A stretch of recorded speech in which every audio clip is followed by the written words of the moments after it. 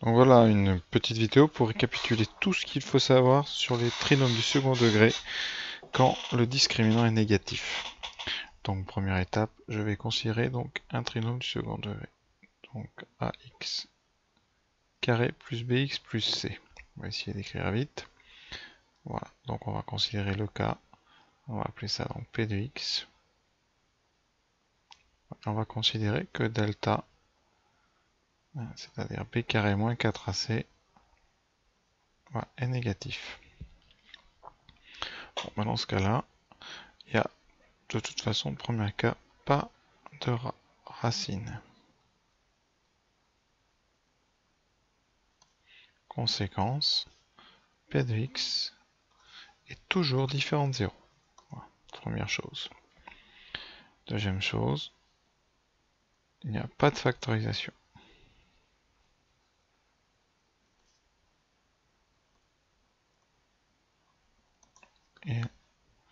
Et au niveau du signe, le signe est toujours celui de A.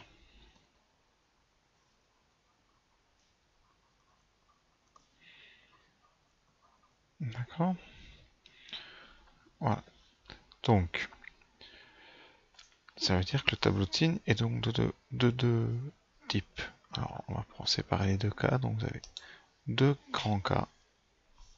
Premièrement, si A est positif, dans ce cas-là, vous avez donc dans un repère, vous avez une parabole qui est orientée vers le haut.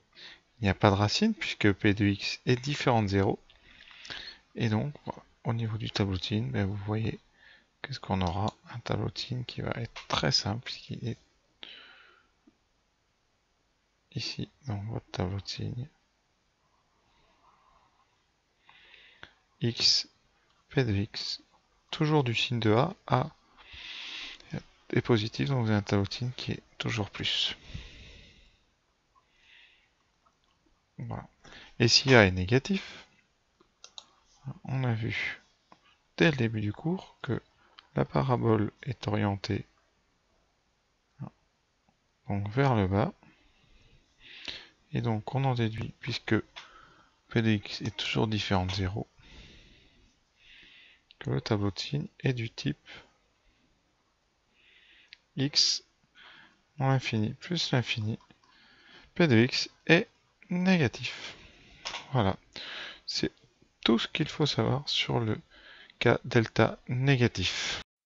Donc prenons un exemple avec un polynôme simple, donc p de x qui vaut 3x2 plus 4x plus 6. Je calcule donc le discriminant tout d'abord. Le premier coefficient A vaut 3, B vaut 4 et vaut 6. Donc le discriminant vaut B carré moins 4AC, donc 16 moins 4 fois 3 fois 6. Donc 16 moins 12 fois 6, moins 72, c'est bien négatif. Donc il n'y a pas de racine. D'accord. Ensuite,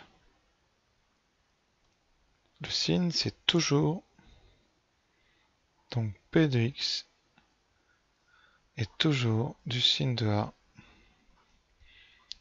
et du même signe que A égale ici 3. Donc p de x est toujours, pour tout x, p de x est positif. Voilà, donc si vous voulez faire un tableau, on fait un petit tableau. Mais... donc voilà. X, p de x, quel que soit l'intervalle dans lequel vous, c'est toujours positif. Avec GeoGebra, donc ça. Donc je tape un polynôme, donc 3x au carré plus 4x plus 6 dans la zone de saisie en bas, comme vous voyez. Clic. Et la parabole est bien au-dessus de l'axe. Vous voyez, elle est tout au-dessus, elle ne coupe jamais, donc il n'y a pas de racine. C'est-à-dire que ça ne fait jamais 0. Elle est tout le temps au-dessus de l'axe horizontal, ici. Et donc, vous avez un signe toujours positif. Donc voilà pour un exemple. Prenons un deuxième exemple, ici, donc avec un coefficient négatif. Donc ça nous donne A égale moins 3, B égale 4, C égale moins 3. Le discriminant vaudra donc B carré 16, moins 4 fois moins 3, fois moins 3, donc 16. Il y a 3 moins qui se multiplient entre eux, donc il restera 1 à la fin. Et 3 fois 4, 12 fois 3, 36. Donc on trouve moins 20, qui est bien un discriminant négatif. Voilà. Pas de racine, et P de x est toujours du même signe que A égale moins 3. Donc P de x est toujours négatif. Le tableau, voilà. On va vérifier quand même avec GeoGebra. Voilà, donc petite vérification rapide. Je tape donc le polynôme, moins 3 au carré, plus 4x, moins 3, voilà.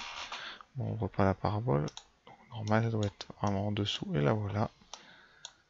Elle est ici, donc on peut la transformer un petit peu, oui. Mais elle reste toujours en dessous de moins 1,7 à peu près, voilà. Voilà pour cette petite vidéo.